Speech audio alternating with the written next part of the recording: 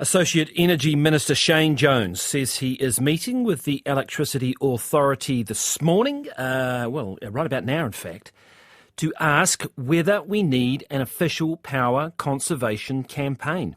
Major energy users are urging businesses and households to go easy on electricity to avoid a supply crisis.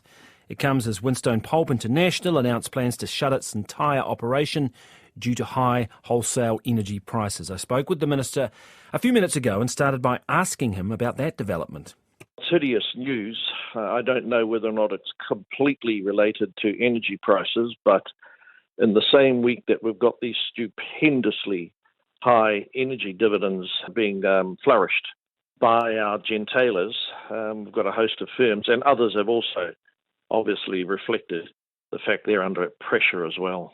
Well, let's just break that in two. Firstly, in terms of these, you're not sure whether it is the electricity prices that are affecting these mills? Oh, no. What I'm saying is that the energy prices most certainly are making manufacturing and industrial firms in a perilous situation. But one needs to be careful that is this the straw that's broken the camel's back?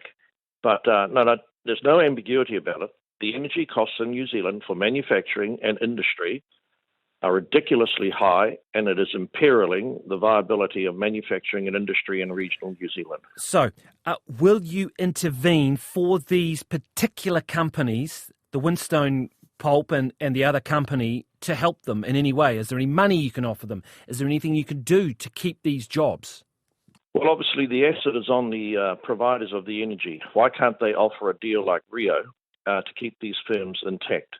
My officials will be giving me further information this morning as to what are the options, but there is no proposal in front of me at the moment to write out cheques to sustain the manufacturing companies, and such matters really would be taken up by the Minister of Forestry. But I'm not going to walk away from the fact that we're going to see more of this because there's just no way that these gentailers are able to offer prices that are sustaining. Can you force the gentailers, these big companies, to provide cheap electricity deals to the likes of Winstone and other providers, other energy users? Can you force them to do it? Well, Meridian yesterday said there is no energy crisis.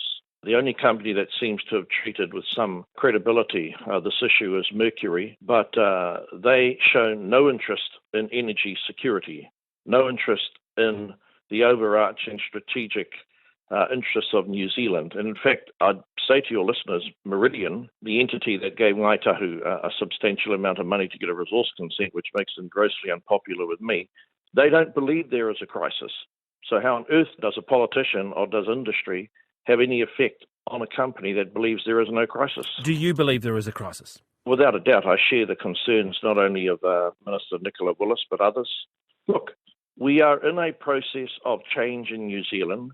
This particular level of change was worsened by the fact that our gas industry has collapsed. We are passing some fast-track legislation. We are passing a piece of legislation that will overturn the ban. We're working with the domestic gas industry as to what would incentivize them to put more gas into the market and to accelerate some drilling. But that in itself does not solve the deeper problem.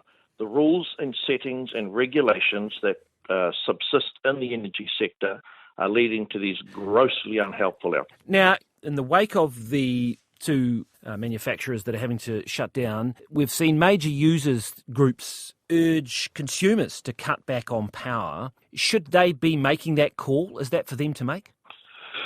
Well, it's not the first time that New Zealand has had to go into a conservation campaign or a demand management strategy. Look, it's far from ideal. But are we in one? I mean, where's the official line on that? Well, look, obviously, these issues we're working through at the moment, and I'm imagining that announcements aren't too far away. Hang on, no, so I'm just going to be clear on this, because the major users yesterday on Checkpoint are saying they want consumers to cut back on their usage, but that's not an official government line, and it's confusing for consumers. I mean, people, do you leave the heater on or not? Well, that issue didn't just arrive today. There's no shortage of Kiwis getting in contact with me as to whether or not their heating, whether or not their usual power habits need to change. Any formal statement obviously will be delivered by Transpower or the Electricity Authority. An organisation, I might say, is coming to see me at 8 o'clock this morning.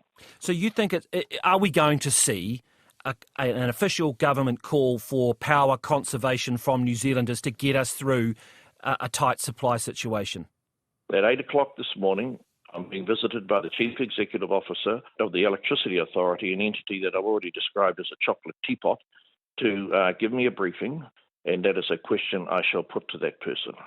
So that was the Minister Shane Jones, Associate Minister of Energy, Regional Development Minister. That meeting presumably is underway right at this point in time. I spoke to him just before the 8 o'clock news. I wonder how the chocolate teapot, if he welcomes her with the chocolate teapot analogy or not. Hopefully not, but it will be very interesting to hear what comes out of that meeting, as you say, started about half an hour ago.